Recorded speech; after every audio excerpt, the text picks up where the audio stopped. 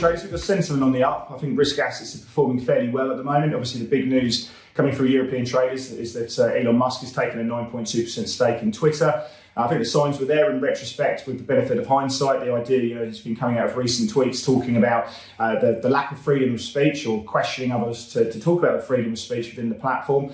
So I think the 5% of free float that is sold short, obviously, some people there obviously covering some of those shorts, and that's pushed the stock up into the 200-day moving average. But it's not just consumer services names we're looking at, it's discretionary, it's tech. They're all working beautifully on the day. Netflix, Etsy, Tesla, Facebook, all these kind of stocks are working really well on the day. Now, on the downside, you've got financials, utilities and healthcare within the S&P, which are taking out a few points. Actually, considering as the moves we're seeing, breadth is not brilliant. Volume is also not particularly great, certainly going through the cash markets or the futures market there at the moment. But they're the places where you're seeing market moves. Certainly the Nasdaq's absolutely killing it today. Have a look at this tape that we've been seeing.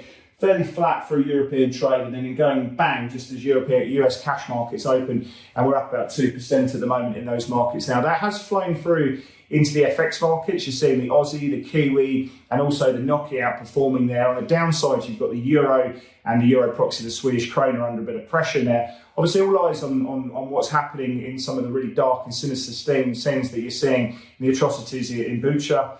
And also the new sanctions that are playing through there. So obviously the Euro's been hit pretty hard on that.